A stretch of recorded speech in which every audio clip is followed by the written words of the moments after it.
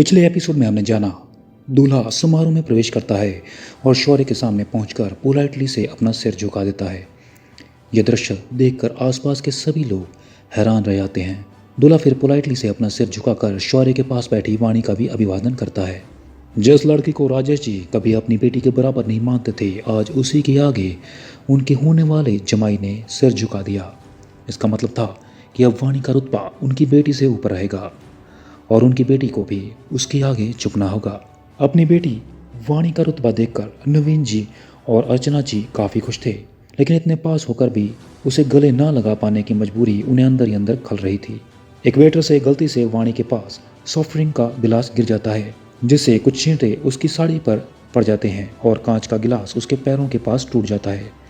ये कहानी आपने पिछले एपिसोड में सुनी थी। अगर आप किसी कारणवश पिछला एपिसोड मिस कर गए हैं तो ऊपर दिख रहे आई बटन पर क्लिक करके उसे सुन सकते हैं। अब आगे। जैसे ही मुहूर्त का समय हुआ तभी वहां की अचानक लाइट चली जाती है। चारों तरफ सिर्फ अंधेरा छा जाता है। सब लोग थोड़े हड़बड़ा जाते हैं। वर्मा साहब तुरंत वहां के मैनेजर को कॉल करते हैं। चारों तरफ अंधेरा देखकर वाणी ने घबराकर कसकर शौर्य की बाजू पकड़ ली। शौर्य, जिसकी नजरें एक पल के लिए भी वाणी से नहीं हटी थी, अंधेरे में भी उसकी हरकतें महसूस कर रहा था। वाणी का टच पाकर शौर्य के दिल में एक मीठी हलचल सी होने लगी, जैसे वो इस पल में सब कुछ भूलकर सिर्फ वाणी के करीब होने का एहसास जी रहा था। लेकिन तभी वहां एक तेज फ्लैश लाइट की रोशनी सीधे ज्ञान के साइड में बने पर्दे पर पड़ जाती है और उसमें कुछ तस्वीरें उभर आती हैं। वहां मौजूद लोग ये दृश्य देखकर स्टन रह जाते हैं। राजेश वर्मा सामने दिख रही तस्वीरों को देखकर इतना गहरा हतप्रभ हो जाते हैं कि उनके कदम लड़खड़ा जाते हैं, मानो जमीन उनके पैरों तले से खिसक गई हो। सबकी नजर वहां पर्दे में आती तस्वीरों से लेकर सीधा ज्ञान के बगल में खड़ी नीरू पर जाती हैं। नीरू खुद को पूरी तरह से स्तब्ध और एक्सट्रीमली एम्बेरस्ड महसूस कर रही थी, क्योंकि पर्दे पर उसकी और एक लड़के की कुछ ऐसी तस्वीरें डिस्प्ले हो रही थी जो किसी ने पहले नहीं देखी थी। ये तस्वीरें एक होटल के कमरे की थीं, जहां नीरू खुशी खुशी उस लड़के की बाहों में लिपटी हुई थी, उसके साथ एंजॉय कर रही थी, ड्रिंक कर रही थी और रोमांटिक पल बिता रही थी। ये सीन देखकर वहां मौजूद सभी लोगों के होश उड़ गए। हर चेहरा हैरानी और अविश्वास से भरा हुआ था और फुसफुसाहटें चारों ओर गूंज रही थी। नीरू की आंखों में भी आंसू भर आए। उसकी शर्मिंदगी और गलानी हर किसी को साफ दिखाई दे रही थी। राजेश वर्मा का चेहरा गुस्से और अविश्वास से तमतमा उठा, जबकि शौर्य और वाणी की निगाहें भी इन अनएक्सपेक्टेड तस्वीरों पर जम गई, मानो दुनिया थम गई हो। वहीं ज्ञान उन सारी तस्वीरों को देख एक नज़र शौर्य को देख राजेश वर्मा की तरफ इशारा करते हुए जीत भरी मुस्कान देता है। अब वहाँ लाइट आ चुकी थी। पूरे हॉल में सिर्फ नीरू और वर्मा परिवार की जग हंसाई हो रही थी। राजेश वर्मा, जो अपनी इज्जत रुतबे का बखान करते नहीं थकते थे, आज वो किसी को मुंह दिखाने लायक नहीं बचे। ज्ञान लाइट ऑन होते ही अपने चेहरे के एक्सप्रेशन चेंज कर हैरानी भरे भाव लिए नीरू को देख कहता है, ये सब क्या है नीरू, तुम्हारे और उस लड़के के बीच? नीरू को कुछ समझ नहीं आ रहा था अब वो क्या बोले। वो जानती थी अब तो उसके पापा भी उससे सपोर्ट नहीं करेंगे। उसकी आंखों से आंसू बह रहे थे। उसके पास ज्ञान के सवाल का कोई जवाब नहीं था। नीरू को चुप देख ज्ञान गुस्से में लगभग चीखते हुए कहता है, आंसर मी डैम इट, जब तुम्हें यह सभी करना था तुम मुझसे शादी करने के लिए हाँ क्यों की? और तुम्हारे पापा? इतना बोल ज्ञान स्टेज के नीचे दिखता है, जहां राजेश वर्मा जी बिल्कुल शांत से सिर झुकाए खड़े थे। ज्ञान उन्हें देख कहता है कि आप तो अपनी बेटे की बड़ाई करते हुए बड़ा कहा करते थे कि वह बड़ी संस्कारी है। क्या हुआ सब? आपकी बेटी तो कितनी संस्कारी है, आज मैंने भी देख लिया। अपने पैसे और रुतबे के घमंड से थोड़ा फुर्सत मिले तब ना अपनी बेटी को अच्छे संस्कार देते। एक तो किसी की पत्नी बनने से पहले ही भाग गई और दूसरी तो किसी की पत्नी बनने के लायक ही नहीं है। ज्ञान की बातें आज राजेश वर्मा जी को चूर चूर कर रही थी। उन्हें आज से पहले इतनी शर्म नहीं महसूस हुई थी, तब भी जब सुनैना मंडप छोड़ फरार हो गई थी। उन्होंने सुनैना का सारा इल्जाम वाणी पर लगाकर अपना पल्ला झाड़ लिया था और समाज में अपनी बेटी को सही साबित करने के लिए वाणी की इज्जत को तार तार कर दिया था। उन्होंने ये तक कह दिया था कि वाणी ने शौर्य से शादी करने के लिए खुद की इज्जत तक का सौदा कर दिया था और साथ ही ओबेरॉय परिवार के शान को कम बताकर सुरेश ओबेरॉय की भी समाज में बुराई की थी। उन्होंने ये तक कह दिया था कि ओबेरॉय परिवार उनसे रिश्ता जोड़ने के लायक तक नहीं। काफ़ी सारी गलत न्यूज़ फैलानी चाहिए, लेकिन शौर्य के रुतबे के कारण उनकी एक भी दाल नहीं गली। इसीलिए उन्होंने ठान लिया था अपनी बेटी की शादी ऐसे परिवार में करेंगे जो ओबराय परिवार से भी ऊंचा हो। अब उन्हें क्या पता कि ज़मीन में रहने वाले कीड़े को बाज और कोए की आसमान में भरी उड़ान का हिसाब लगाना मुश्किल होता है, या यूं कहें कि बाज जानबूझकर कोए को अपने से नीचे दिखाए रखता है ताकि शिकार आसानी से जाल में फंस जाए, जो अब हो चुका था। राजेश वर्मा अब तक चुपचाप सिर झुकाए खड़े थे। इस वक्त उनका दिमाग काम करना बंद हो चुका था।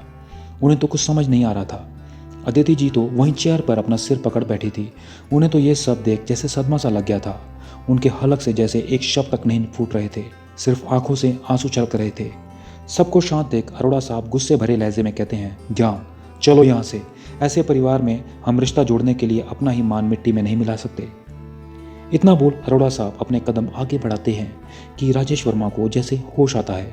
अगर आज ये बारात चली गई तो सच में समाज में वो आंख उठाकर जी नहीं पाएंगे, चाहे उनके पास कितना ही पैसा हो। राजेश वर्मा आगे बढ़ अरोड़ा साहब के आगे हाथ जोड़ते हुए कहते हैं, नहीं अरोड़ा साहब, आप ऐसा नहीं कर सकते। हम मिलकर बात करते हैं। ज़रूर कोई गलतफहमी हुई होगी। नीरू ऐसी नहीं है, वो ऐसा काम नहीं कर सकती। आप मेरी बात तो सुने।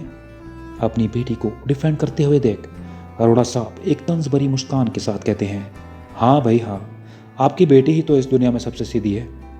गलत हमारा नज़रिया है। अपने होने वाले बहू को किसी गैर मर्द की बाहों में देखकर हम रिश्ता तोड़ रहे हैं। हमें माफ़ करें, हम इतने मॉडर्न नहीं हैं। ये सब आपके खानदान का चाल चलन है, हमारा नहीं है।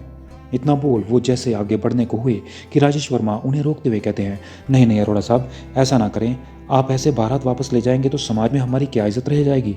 उनके ये कहने पर अरोड़ा साहब हंसते हुए कहते हैं, क्या मजाक कर रहे हैं वर्मा साहब, कौन सी इज्जत की बात कर रहे हैं आप। फिर उनके आसपास इशारा करते हुए कहते हैं, जो अब बची ही नहीं।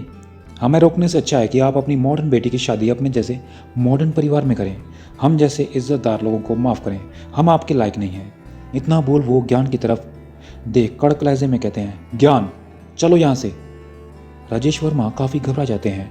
वो ज्ञान के आगे हाथ जोड़कर लगभग रोनी सी सूरत बनाते हुए कहते हैं, ज्ञान बेटा, आप तो मेरी बात सुनो। मेरी नीरू वैसी नहीं है, एक बार तो मेरी बात सुनो।